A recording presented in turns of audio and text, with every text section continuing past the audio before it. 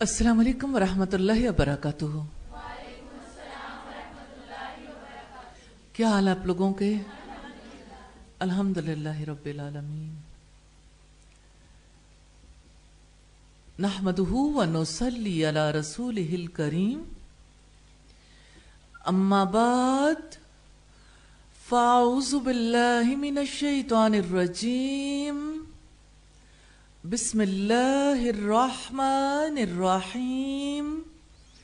رب اشرح لی صدری ویسر لی امری واحلل عقدۃ من لسانی یفقہوا قولی. آن لائن کوشچن ہے کہ ہمارے اندر تو فضائے بدر ہو لیکن ہمارے باہر کے ماحول میں کوئی ایسی چیز نہ ہو اور ہم اس کو چینج کرنے کی بھی کوشش اس لیے نہ کریں کہ مصلحت پسندی کا نام دے اس کو، تو پھر یہ کس جگہ سٹینڈ کرتی ہے یہ چیز ہماری؟ اصل میں ایسا نہیں ہوتا کہ ایک سچا دعوت دینے والا، اللہ سے تعلق رکھنے والا اپنے ماحول میں موجود ہو اور وہ اللہ کی طرف نہ بلائے. ہاں یہ ضرور ہوتا ہے کہ بلانے پر کوئی رزلٹ نہ آئے تو نہ آئے، جس نے بلایا اس کو اجر تو ملے گا. نہیں چینج آتی، پورا ماحول جمود کا شکار ہے، بھلے سے ہوتا رہے، کوئی حرج نہیں. لیکن مومن کا کردار تو اپنی جگہ پر ثبت ہو گیا نا، تاریخ تو رقم ہو گئی، اس کی طرف سے تو جو کچھ ہے وہ لکھا گیا اللہ کے یہاں، وہ تو سرخرو ہو گیا. بھلے سے ماحول میں چینج نہ آئے، کیونکہ ماحول کی چینج ہمارے چاہنے سے نہیں آنی. انک لا تہدی من احببت، آپ اس کی رہنمائی نہیں کر سکتے جس سے آپ محبت رکھتے ہیں. آپ نہ لوگوں کے دل بدل سکتے ہو، نہ ماحول میں تبدیلی پیدا کر سکتے. کوشش کرنا انسان کی ذمہ داری ہے. پوچھ گچھ بھی اسی کوشش کی ہوگی.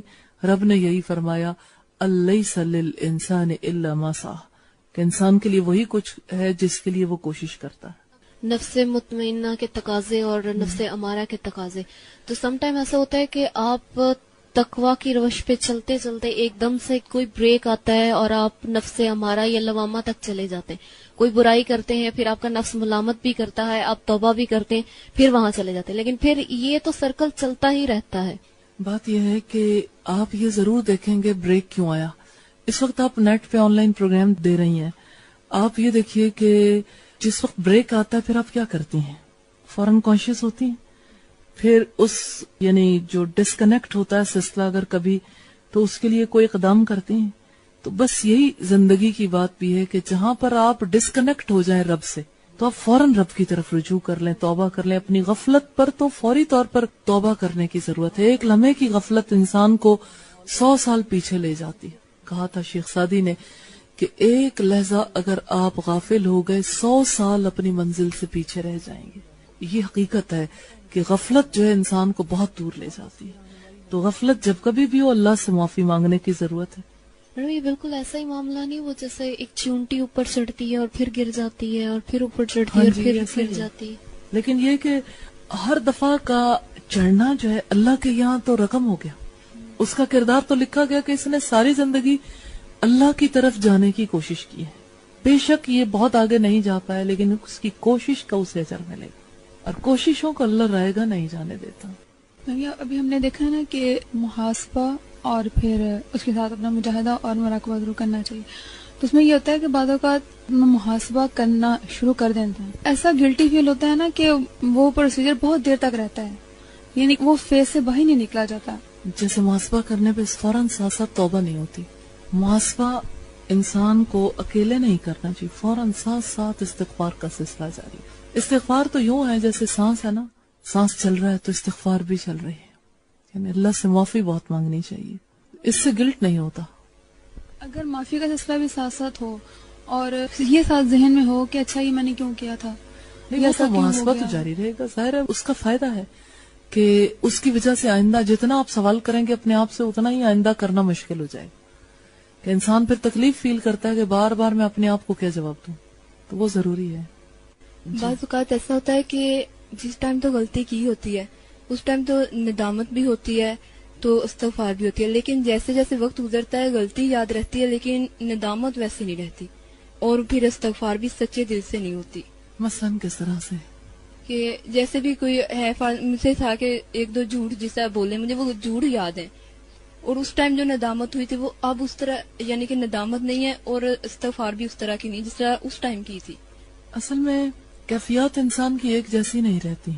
जिस वक्त चोट लगती है, ताजा ताजा जो चोट होती है उसके असरात फर्क होते हैं, और अगर फितरी एतबार से भी देखें बाद में चोट के वैसे असरात नहीं रहते, ग्रेजुअली हीलिंग हो जाती है.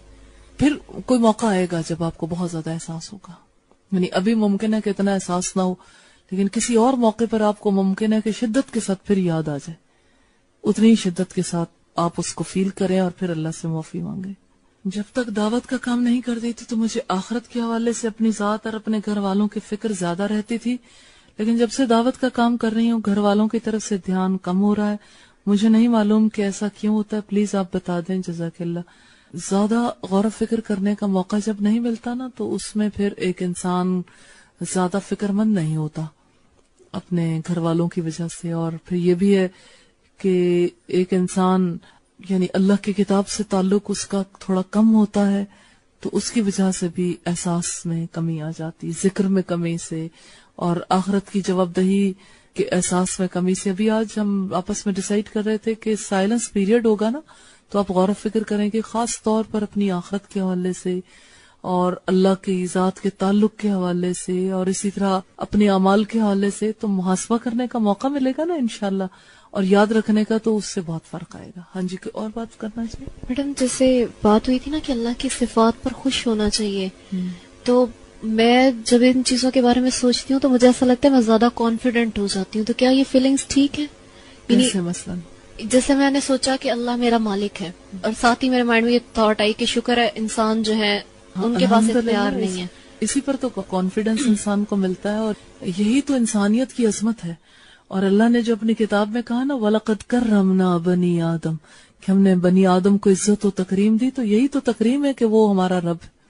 तो जब कभी भी आपके जहन में ये ख्याल आएगा आप शुक्र अदा करोगे तो आप ज्यादा अच्छा फील करोगे. लेकिन वो अपनी जात के हवाले से नहीं इंसान अच्छा फील कर रहा होता, रब के हवाले से महसूस कर रहा होता है. यानी कॉन्फिडेंट इस बात पे कि मुझे अल्लाह ने मोतबर बनाया और वो मेरा मालिक है, यानी कोई मेरा ऐसा मालिक नहीं है. अल्हम्दुलिल्लाह, ठीक है. लेकिन ये कि उसमें ये दुआ जरूर करनी चाहिए कि या अल्लाह ममलूक होने के नाते, अपना गुलाम होने के नाते मुझे हक अदा करने की तौफीक देना. लाइन पे आ जाता है इंसान इस तरह दुआ करने के बाद. नफ्स की कितनी अक़साम है, कौन कौन सी?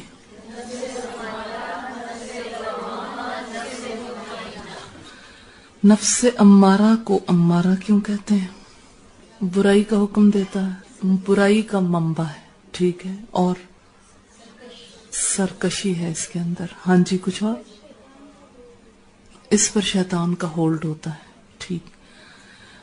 अच्छा, नफ्स लव्वामा किसे कहते हैं? मलामत कितनी किस्म की करता है नफ्स? कौन कौन सी? नफ्स लवामा का एक काम ये होता है कि वो जब नेकी छूटे तो मलामत करे, जब बुराई हो जाए तो मलामत करे. और एक और काम भी है, नफ्स एक इंसान को सम टाइम्स नेकी कर लेने पर भी मलामत करता है और बुराई को छोड़ देने पर भी मलामत करता है. ये काम भी नफ्स करता है, होशियार रहना है. ये हकीकी मलामत नहीं है, ये सच्ची मलामत नहीं है. यहाँ हम जिस मलामत की बात कर रहे हैं ये वो मलामत है जो इंसान को सरकशी से नफ्स के इत्मीनान की तरफ ले जाती है. हकीकी मलामत. आपके सामने एग्जाम्पल रखी थी कि एक फर्द जब नेकी के रास्ते पे आता है तो वो पछताता है कि मेरी पहली जिंदगी उसमें फलां फलां अच्छाइयां थी, ऐसे हम खुश रहते थे, और अब चूंकि हमारे औकात मसरूफ हो गए, वो खुशियां नहीं रही, तो लौट चलो पिछली जिंदगी की तरफ. पिछले दिनों एक स्टूडेंट ने तज़किरा किया कि मैं अपनी पिछली दोस्तों को बहुत याद करती हूँ, बहुत ही मुखलिस थी और हम आपस में बहुत अच्छा ताल्लुक रखते थे, तो मुझे बड़ा अच्छा लगता है वो वक्त जब हम इकट्ठे हुआ करते थे. तो मैंने कहा अच्छा इकट्ठे होके क्या करते थे? कहते वही मसरूफियात, कभी यानी एक दूसरे की गीबत कर ली, कभी चोलियां कर ली, कभी इधर उधर के लोगों की बातें करके दिल को खुश कर लिया. तो मैंने कहा आज अल्लाह की किताब पढ़ते हुए आपका दिल उन बातों पे खुश होता है और आपका दिल मलामत करता है कि आपने नेकी का रास्ता क्यों इख्तियार कर लिया. जरा सोचो तो सही, वो स्वीट मेमोरीज हैं या बिटर मेमोरीज हैं?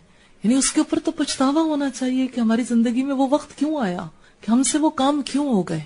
تو یہ چیز میں آپ کے سامنے اس لیے رکھنا چاہتی تھی کہ بعض اوقات میں نے دیکھا ہے لوگ چسکے لے لے کے اپنی پچھلی زندگی کی جو باتیں کی جاتی ہیں نا, اس سے پتا چلتا ہے کہ یہ نفس اچھائی پر خوش نہیں ہے, نیکی کے راستے پر آنے کے لیے خوش نہیں, اور برائی کے راستے پر چلنے کے لیے بےتاب ہے, راستے کی تلاش میں کہ ملے صحیح وہ لوٹ جائے.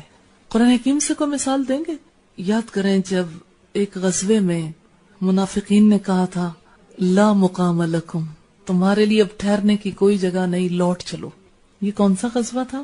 یا اہل یثرب, اے اہل یثرب لا مقام لکم, تمہارے لیے اب ٹھہرنے کی کوئی جگہ نہیں, یعنی اس دین کو چھوڑو, لوٹ چلو. اب محمد صلی اللہ علیہ وسلم کا ساتھ نہیں دیا جا سکتا. یہ صرف بات غزوہ احد کی نہیں ہے, بات جو اس دور کی نہیں ہے. یہ معاملہ, یہ موڑ کسی کی زندگی میں کسی بھی وقت آ سکتا ہے. مثال کے طور پر اللہ تعالی ہم پر رحمت کرے, نظرت النعیم کے اسٹوڈنٹس پر بھی یہ وقت آ سکتا ہے کہ وہ کہیں لوٹ چلو, اب ٹھہرنے کا کوئی مقام نہیں ہے. میں یہ بات کھل کے اس لیے کر رہی ہوں کہ شیطان تو کل بھی اسی طرح سے انسانوں کو ورغلاتا تھا, آج بھی اس کے ورغلانے کا سلسلہ جاری و ساری ہے. اس لیے کانشیس رہیے گا. یہ بات میں نے اس لیے ہائی لائٹ کی ہے کہ آپ بھی انڈر آبزرویشن ہیں کہ اب آپ کہاں لوٹتے ہیں, آپ اپنا رخ کس کی طرف کرتے ہیں. ملامت گر نفس کے حوالے سے ہم اسے اس لیے دیکھ رہے ہیں کہ انسان بسا اوقات اپنے اچھے ڈیسیژنز پر اپنے آپ کو ملامت کرتا ہے کہ میں کیوں آ گیا, میں نے کیوں فیصلہ کیا کہ میں رب کی دی ہوئی تعلیم حاصل کروں. یہ راستہ بہت کٹھن ہے, مشکل ہے, میرا دل نہیں مانتا, لوٹ چلو, مجھے واپس جانا ہے.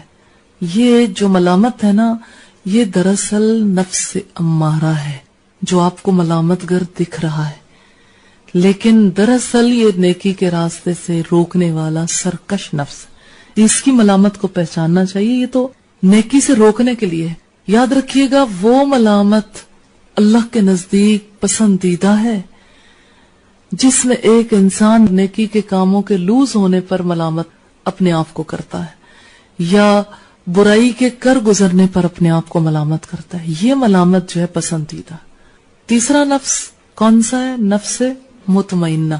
تو نفس مطمئنہ کے کیا کام ہوتے ہیں؟ جو اپنی اصل فطرت پر لوٹ جائے, اپنی اصل فطرت پر ہو, اور جس نفس کی نظریں رب کی طرف لگ جائیں, جو رب کی نظروں سے خوف محسوس کرے, وہ اطمینان حاصل کرتا ہے اپنی نیکیوں پر, برائیاں چھوڑ دینے پر. زندگی میں ویسے سمجھنا کتنا زیادہ ضروری ہے نا کہ اطمینان حاصل کہاں پہ کرنا ہے. جس کو اطمینان ہو جائے اپنی برائی پر, وہ نفس کون سا ہے؟ دیکھیں, اطمینان ہونا کافی نہیں ہے. اطمینان کس چیز پر؟ برائی کے چھوڑ دینے پر. اطمینان کس چیز پر؟ نیکی کا کام کر لینے پر. لیکن اگر اس کے مقابلے میں اطمینان ہو انسان کے اندر برائی کے کر لینے پر کہ چلو کوئی بات نہیں, پھر کیا ہوا, ہو ہی جاتا ہے, اب ہمیشہ انسان صحیح کام تو نہیں کرتا, یہ نفس امارہ ہے. پہچان لیں یہ اطمینان نفس امارہ کی طرف سے ہے. پھر اسی طرح سے ایک انسان جیسے نیکی کو چھوڑتا ہے مطمئن ہو جائے, برائی کو کر گزرتا ہے اور کر گزرنے پر مطمئن ہو جائے تو رب کا کوئی خوف نہیں آیا, بے خوف ہو گیا. تو یہ بے خوفی جو ہے دراصل نفس امارہ کی خصوصیات میں سے. اور ایک اور بات بھی ہے, مثلاً ایک انسان نیکی کا کام کرے اور اسے رب سے کوئی امید نہ ہو, اس کی نظریں رب پر نہ لگی ہوئی ہوں, اللہ سے وہ اچھی امیدیں نہ رکھے, تو اس کے اندر تلخی آتی ہے, بے اطمینانی کی کیفیت. یہ بے اطمینانی کی کیفیت جو ہے بنیادی طور پر کیوں ہے؟ اللہ کی ذات پر یقین نہ ہونے کی وجہ سے.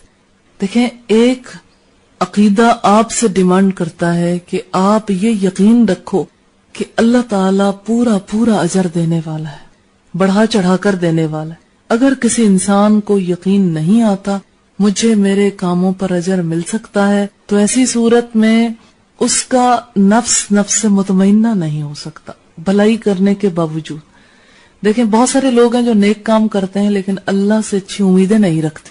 تو اللہ سے اچھی امید رکھنا یہ نفس مطمئنہ کی خصوصیات میں سے ہے, ایسی صورت میں جبکہ ایک انسان نے امید رکھنے والے کام کیے ہوں. لیکن اگر ایک انسان काम बुरे करे, उम्मीद अच्छी रखे, तो ये नफ्से अम्मारा की खुसूसियात में से। अब आप देखें कि नफ्से अम्मारा कभी लव्वामा के रूप में आता है, कभी नफ्से अम्मारा नफ्से मुतमइन्ना के रूप में आता है। हालांकि वो ना नफ्से मुतमइन्ना है ना लव्वामा है, वो है अम्मारा ही। तो नफ्से अम्मारा नफ्से लव्वामा के रूप में कैसे आता है? मलामत इस बात पर कि नेकी के रास्ते पर क्यों चलाया, और मलामत किस बात पर कि बुराई क्यों छोड़ दी। मसलन एक साहब मुझे यही लाहौर में मिले और मुझे कहने लगे 14 बरस हो गए मुझे शराब छोड़े हुए, आज तक मैं कसक महसूस करता हूँ कि मेरे से आज तक वो वक्त बर्दाश्त नहीं होता जिस वक्त मैं शराब पीता था।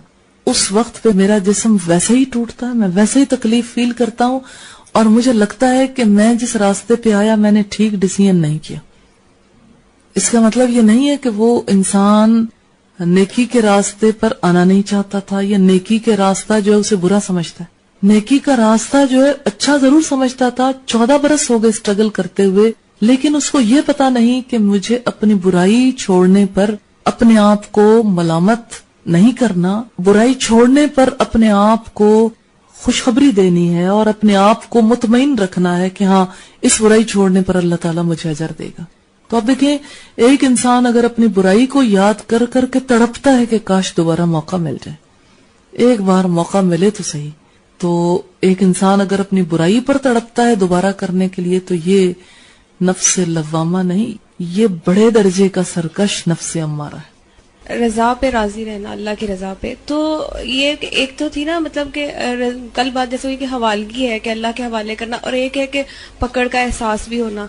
जब तो अल्लाह की रजा है तो उससे तो मुतमईन हो जाता है बंदा कि अल्लाह की रजा, लेकिन जो पकड़ वाली बात है ना, उस पर मुतमईन नहीं, मतलब जाहिर हुआ जाता है ना, उसमें तो फिर बंदे को मलामत भी होती है, और फिर उस पे ये समझ नहीं आती कि अल्लाह तो नाराज है।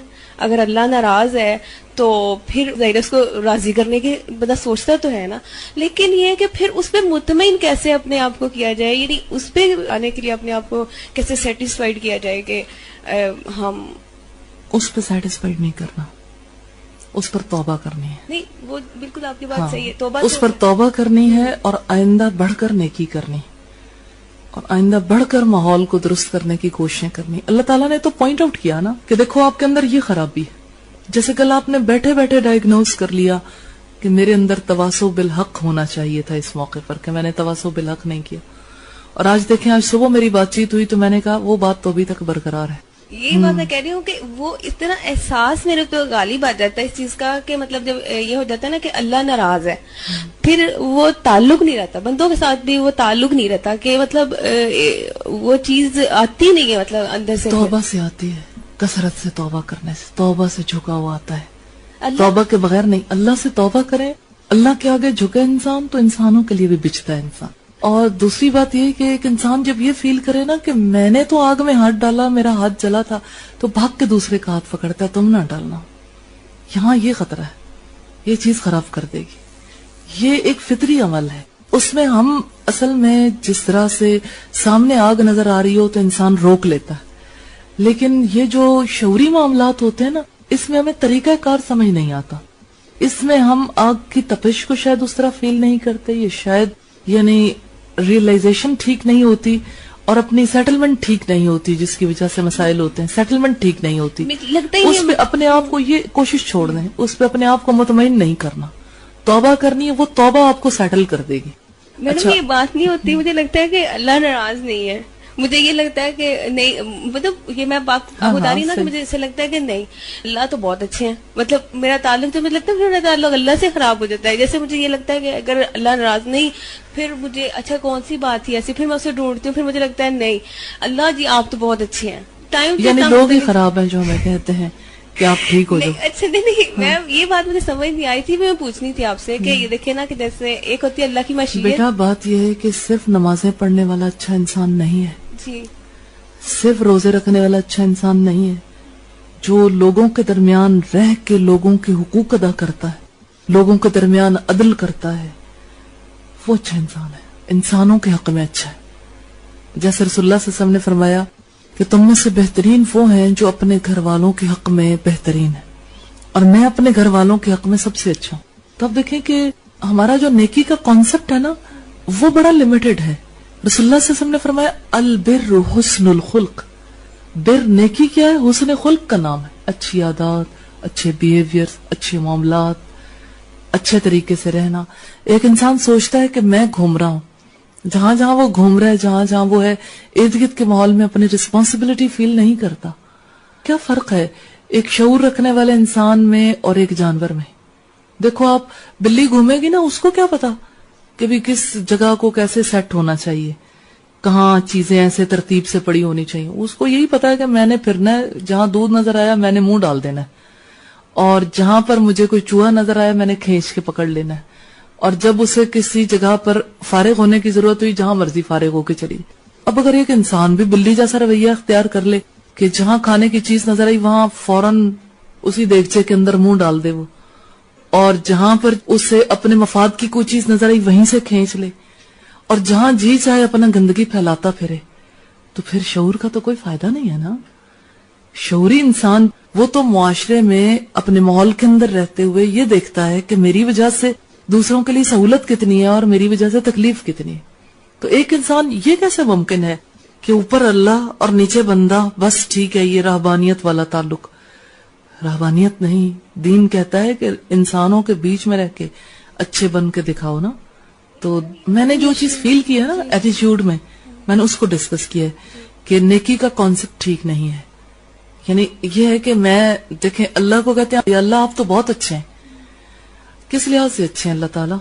کہ مطلب یہ کہ آپ جتنے جی چاہے برے بن جائیں تو اللہ تعالیٰ تو اچھے ہی ہیں. تو اللہ غفور ہے تو قہار بھی ہے.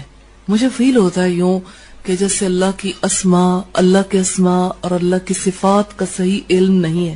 ایک اللہ سے جو سچا تعلق ہے نا اس دنیا میں، وہ انسان کامیاب ہے جو اللہ کی سب سے زیادہ معرفت رکھتا ہے.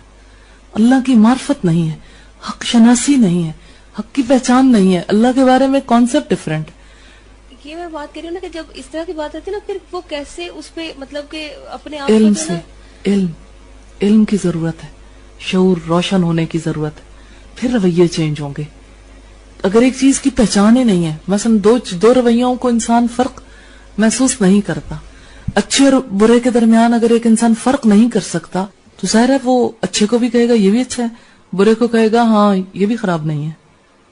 تو پھر یعنی جس کے لیے سب برابر ہو جائیں تو اس کو یقیناً معرفت کی، حق شناسی کی ضرورت ہے تاکہ وہ حق کو حق اور باطل کو باطل سمجھ سکے، کہہ سکے اور اسی کے مطابق رویہ رکھ سکے. میں یہ کہہ رہی تھی کہ مطلب ایک ہوتی ہے نا کہ اللہ کی رضا، ایک اللہ کی مشیت ہوتی ہے. یعنی دیکھیں نا جیسے ہم بندوں کے حق بندوں کے لیے ادا کرتے ہیں، تو اب جیسے اللہ نے کہا ہے کہ وہ آخرت والے دن آئیں گے اور کسی پہ زیادتی کی ہوگی اور ظلم کیا ہوگا تو وہ ان کو وہ پکڑے گا. یعنی مطلب یہ ہوتی ہے اللہ نے جو کام کرنا اللہ کے حوالے تو ہم نے کرنا ہے، وہ تو اللہ کی بات ہے.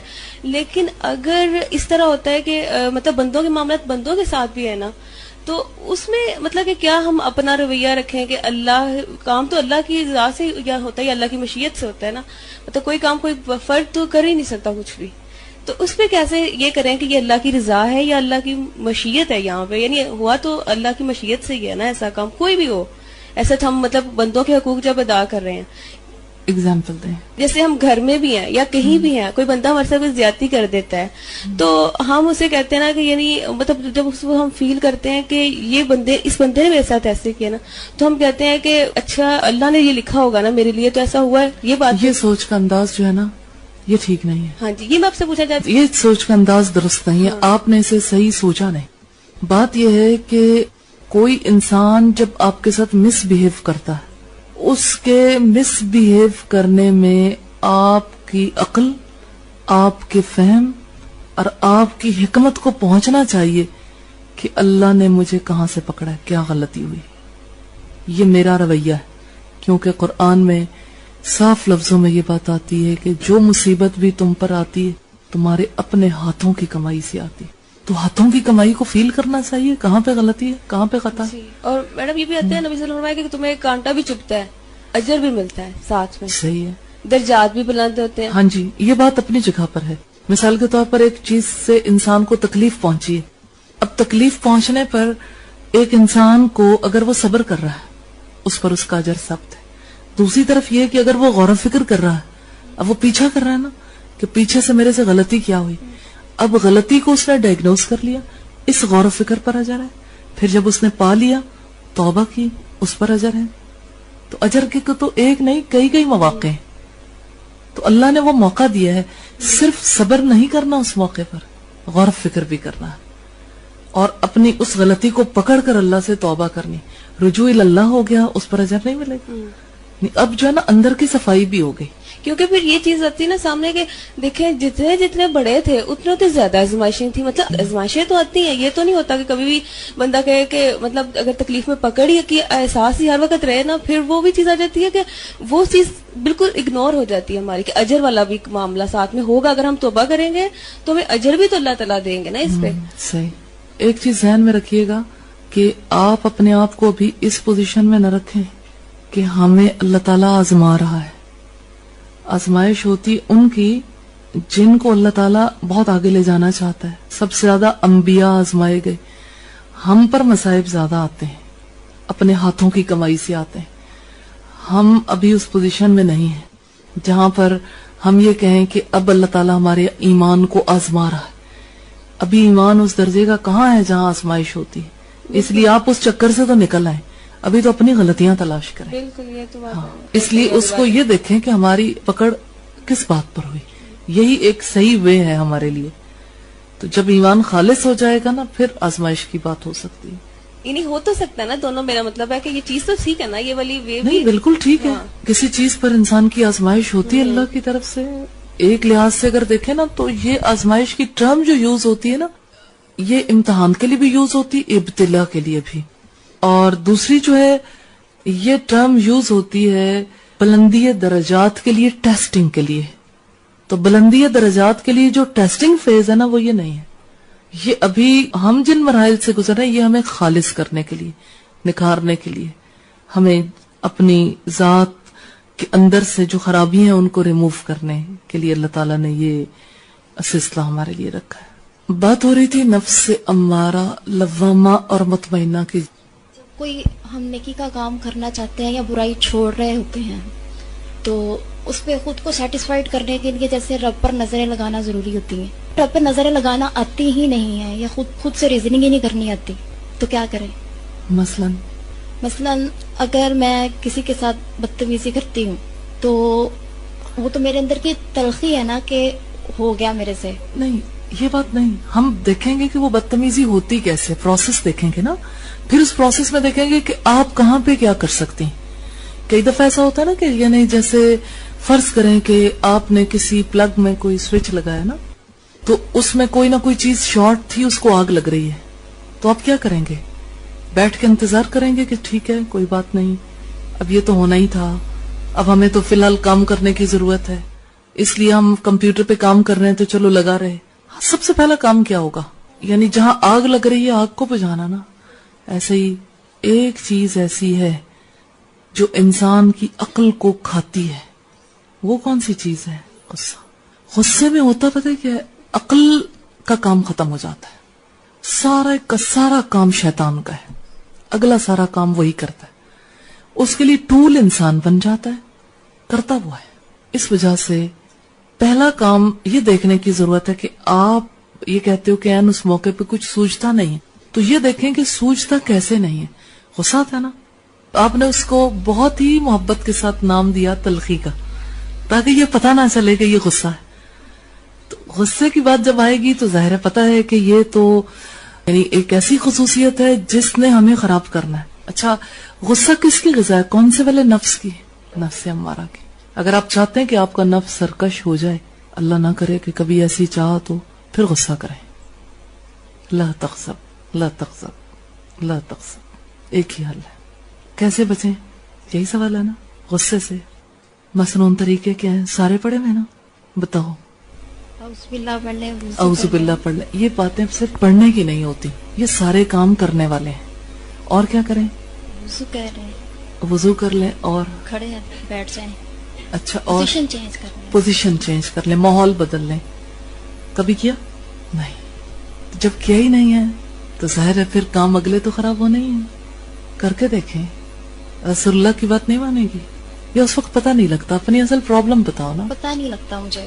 इतना ज्यादा गुस्सा होता है कि बस फौरन होता अचानक है, अचानक आग लग जाती है? अचानक। अच्छा, कोई कहे कि आप गुस्सा ना करो तो और गुस्सा आता है? किन बातों पे गुस्सा आता है? छोटी सी बात पे भी गुस्सा आ जाता है। मसलन अब ये मेरी टांग के ऊपर दोबारा टांग रखी तो मुझे ज्यादा गुस्सा आ जाता है। अच्छा, ये तो एक नेचुरल बात है, जाहिर अब दबाव आएगा, तकलीफ होगी तो गुस्सा तो आ ही छोटी से सकता छोटी है। बात पे भी बहुत शदीद गुस्सा आ जाता है। अच्छा, आप जानते हैं गुस्सा क्यों आता है इंसान को? हम उसके भी पीछे पहुंचते हैं, उसकी रूट क्या है। इंसान अपने आप को बड़ी चीज समझता है। ये गुस्सा जो है ना इंसान का मुलाजिम है बुनियादी तौर पर। आज हमने यही चीजें पढ़नी है। मजे की बात ये कि हम जब डिस्कस करते हैं ना तो अगला जो सिलसिला है वो खुद ब खुद सामने आता जाता है ना, कि हम कैसे अपने गुस्से को कंट्रोल करें, ख्वाहिशों को कैसे लगाम डालें। सही पोजीशन उसकी समझे बगैर हम ये काम नहीं कर सकते। तो गुस्सा जो है ये बुनियादी तौर पर इस वजह से आता है कि किब्र बहुत ज्यादा है। अब आपको चाहती तो नहीं हो कि आप अपने आप को बेहतर समझो या बड़ा समझो, लेकिन बात यह है कि माइंड सेटिंग हो गई है, प्रोग्रामिंग हुई हुई है। अब अपने आप को निकालना है उससे। किस तरीके से अपने आप को कंट्रोल करें। अना खैरुम मिन्हु वाला मामला तो मुसलसल है ही ना, शैतान का भी था और इंसान के अंदर भी वो ये हवा भर देता है। फिर उससे निकलें कैसे? उसके लिए कुछ चीजें टारगेट बना के ना कुछ काम करने, उसके किए बगैर काम होता नहीं। शौरी तौर पर अपने आप को कुछ चीजों में इन्वॉल्व करना है। मसलन टांग के ऊपर टांग आई ना, गुस्सा आया, अब ऐन उस मौके पे क्या सोचना है? गुस्सा आपके जहन में आएगा, गुस्सा यानी तलखी तलखी तलखी बढ़ रही है। उस मौके पे तलखी को बढ़ने के बजाय ये कि ये टांग कौन सा रह जानी है, आज तो वजन फील हो रहा है, कल कुछ महसूस ही नहीं होना, मौत की याद, आइंदा जिंदगी के हालात, न रहने का एहसास। रसूलुल्लाह सल्लल्लाहु अलैहि वसल्लम से किसी ने पूछा, या रसूलुल्लाह अक्लमंद कौन है? आपने फरमाया जो मौत के बाद गलने सड़ने को नहीं भूलता। अच्छा, ये इंसान ऐसा नहीं है कि सुबह उठ के एक दफा दोहरा लिया कि मैंने मर जाना है, फिर रात को दोहरा लिया मैंने मर जाना है। ये तो लम्हे लम्हे की बात है। तो मुस्तकिल अपने आप को रियलाइज कराने की बात है, और मौके पर कंट्रोल इसी तरह से इंसान कर सकता है। और अब ये देखें कि साहबे कराम ने कहा कि या रसूलल्लाह मन न किया सुन्नास, आप ये बताएं सबसे ज्यादा अक्लमंद कौन है? इस पर रसूलुल्लाह ने फरमाया कि जो अपने आप को मुर्दों में शुमार करके रखता है, जो अपने आप को जिंदों में शुमार नहीं करता। अब आप देखें, एक वजूद को जिंदा महसूस करके इंसान को जो तकलीफ होती है, अगर आप उसे फौरन डेड फील कर लें, आपकी सोच डाइवर्ट हो जाएगी।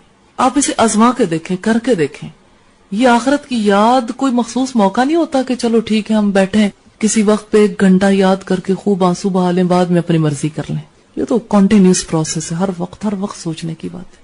तो मैंने आपको तरीकाकार बताया कि आप अपने आप को फिर कैसे हैंडल करो, और ये इस तरह से सामने आया कि आपने एक छोटी सी एग्जांपल बता दी कि मुझे इस चीज पे गुस्सा आता है, तो थोड़ा सा हल फील होता है इसका।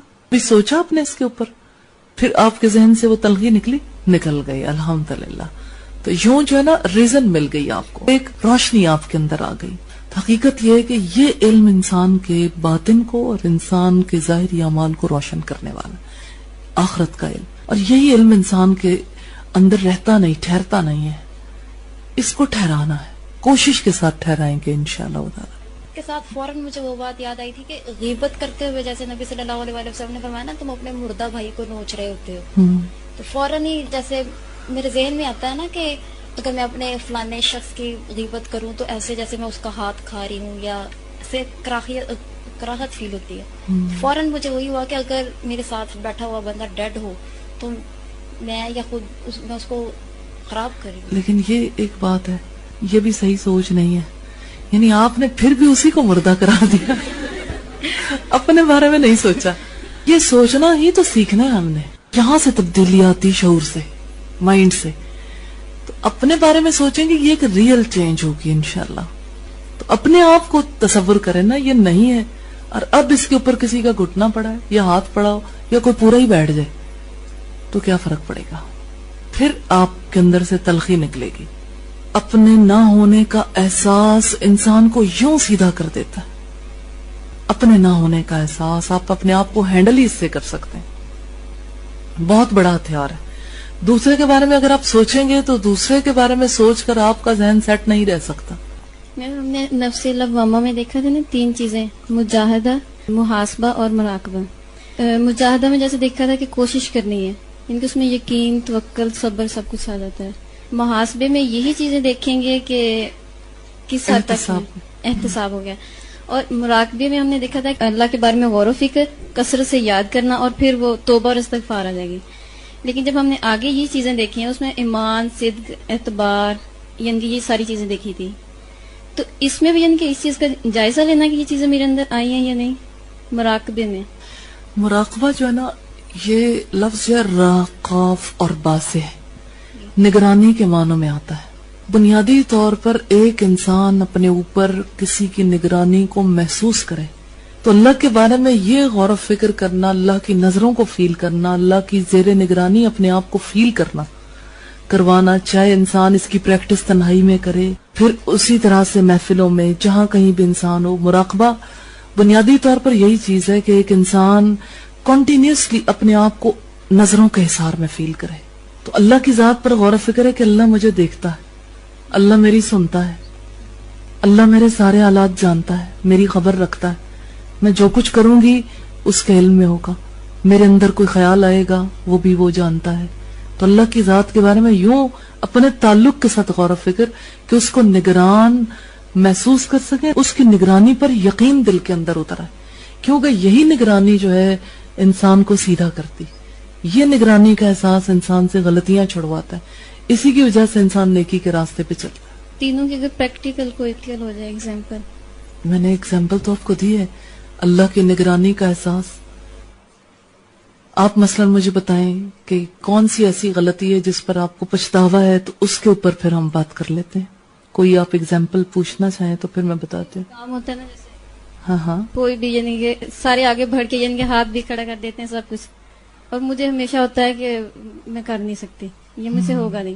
پھر مجھے یعنی کہ جب وہ کوئی شروع کرتا ہے پھر مجھے لگتا ہے کہ میں بھی کر سکتی تھی، تھوڑا کرتی، چلو کوشش کرتی.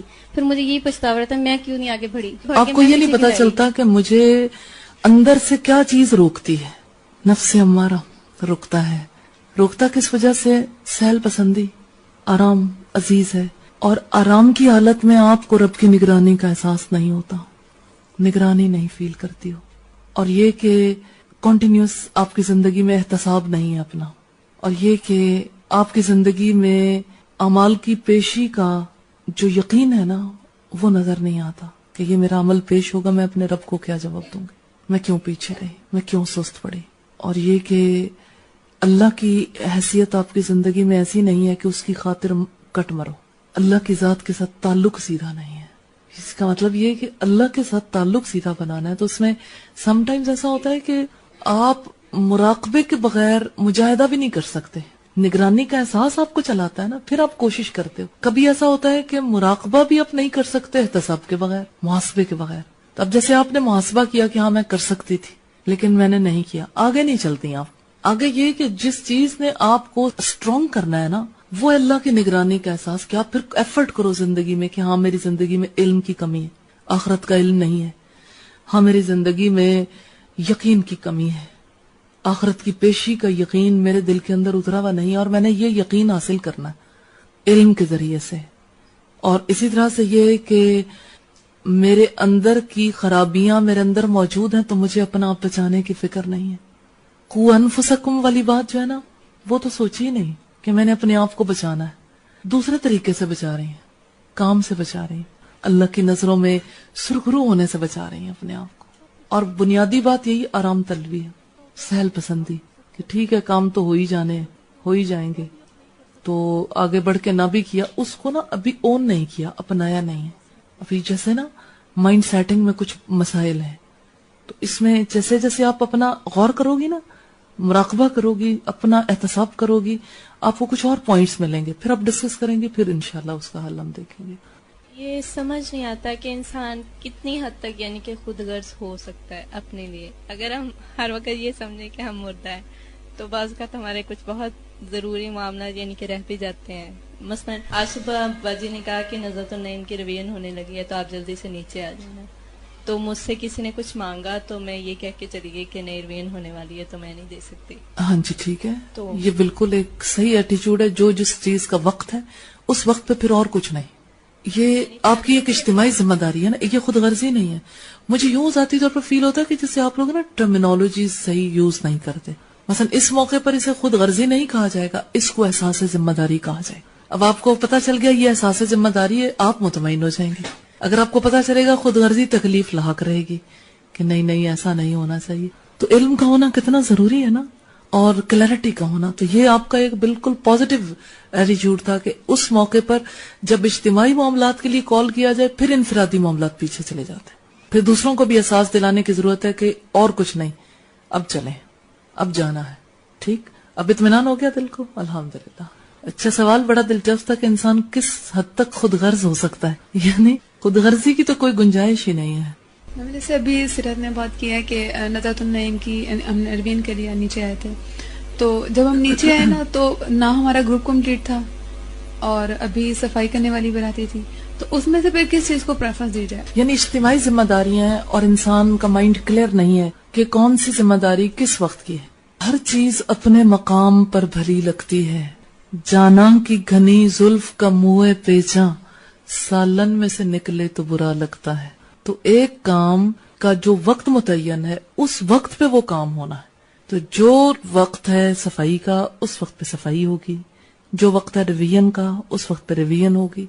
تھی نا, لیکن نیکسٹ ٹائم کے لیے کیا, نیکسٹ ٹائم کے لیے یہ کہ دو ذمہ داریاں ہوں تو دو ذمہ داریوں میں سے جس کا وقت ہے وہ کام کیا جائے گا. جو ذمہ داری رہ گئی ہے اس کو بعد میں پورا کیا جائے گا, لیکن جو ذمہ داری رہی اس کے بارے میں کڑا احتساب کرنے کی ضرورت ہے کہ کیوں آخر رہی. ہر کام اپنے وقت پہ ہی کرنا ہے, اس وقت پہ اس کو ممکن بنانا ہے. اس کے لیے یہ دیکھنا ہے کہ اس وقت پہ یہ کیوں نہیں ہو پا رہا. میم جب یہاں لاہور میں آئی تھی نا نئی تو اس وقت جیسے ہم میٹروز میں سفر کرتے تھے تو لوگوں کے حالات دیکھ کے جیسے لیڈیز کے ڈریس وغیرہ, تو مجھے بہت زیادہ تکلیف ہوتی تھی, بہت زیادہ.